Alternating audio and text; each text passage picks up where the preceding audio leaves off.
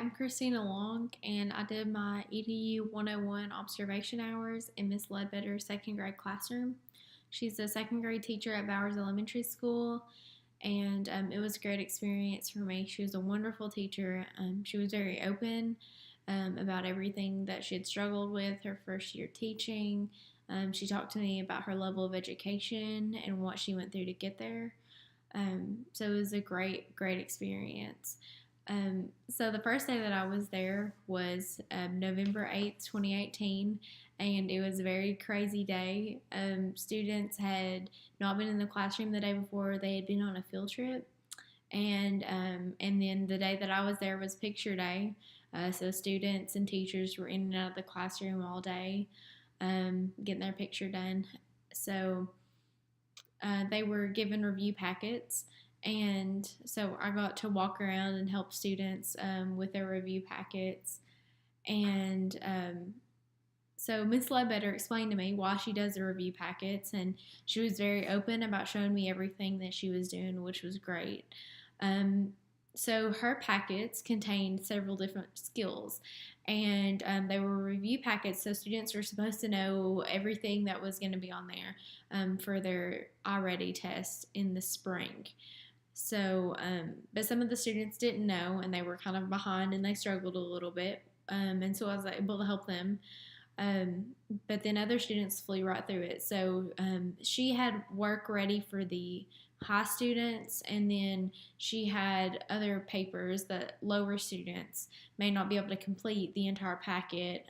So it was better for them to complete a little bit of work at a time. So she explained to me that the packets contain several different skills, and it's difficult for teachers to get all the standards in the year. I mean, it's crazy how many standards they have. So she said that the packets work best for her. Um, the skills that they need, they're building blocks for the next school year. So if students don't understand those skills and don't get a grasp on that in second grade, they may struggle worse than they already are when they get to third grade. So she explained that the packets work best for her. Some teachers do it differently, and she let me know that it's a good thing, in the next time that I do observation hours to watch how other teachers do it. But this worked for her, and I thought it was great, and I thought all the students benefited from this. They were able to get up while they were working on the packets and ask questions. They were out of their seat, moving around the room. I thought that was great. They didn't have to just sit there and raise their hand. Also, I thought a really good thing that she did, she had classroom jobs for each of the students to do. So in the morning, when they walked in the door, they didn't just go to their seat. They knew exactly what they needed to do. So some of them, when got asked for her cup, other ones were writing the date on the board. Some of them were getting the chairs off the top of the table and setting them down. Others were turning on the Chromebooks, just kind of getting things ready for the day. Some of them were putting the clips on the board and things like that. So there was just all kinds of little jobs for them to do. Also, they had bell work. And so it's a great way to review, because second graders, they don't remember a whole lot of what they did yesterday. Their minds are just, they're always so busy and everything. So I thought that was a great way. I didn't know that bell work would, be implemented that young, but that was a great thing to see. And all of these packets and things like that, she bought from Teachers Pay Teachers. She showed me everything that she had bought, where she got this stuff, what the materials look like, and how they line up with the Tennessee State standards. So it was a great experience for me, and I really appreciated her doing all of that. So my second day, it was a much more normal day. They began with morning announcements. So actually they do it's sort of like a common book, like a lot of colleges do. So the grade level, they pick several different books, and they do these worksheets that they all kind of like correspond to each other. So when I was there on November 13th, they were working on a book called The Rough-Faced Girl. And so they read the book while I was there, and they had vocabulary words. So this book was a much higher reading level than most of them could ever read on. And so they really struggled with some of the vocab words.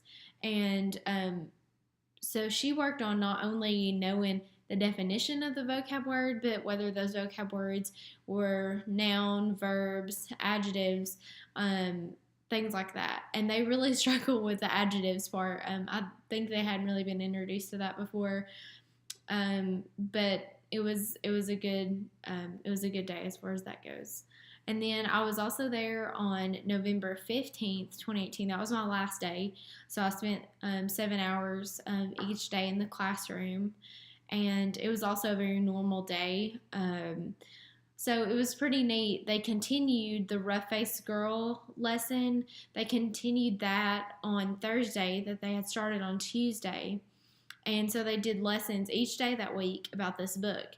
And so I actually got to work in a group with those students and kind of do a lesson over what each of those vocabulary words mean. And they were able to write in their interactive journals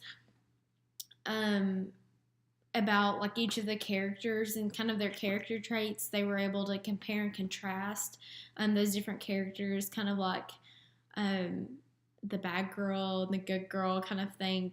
And then also during math time, she got out the manipulatives and allowed students to view the 3D shapes, which I always thought was really awesome.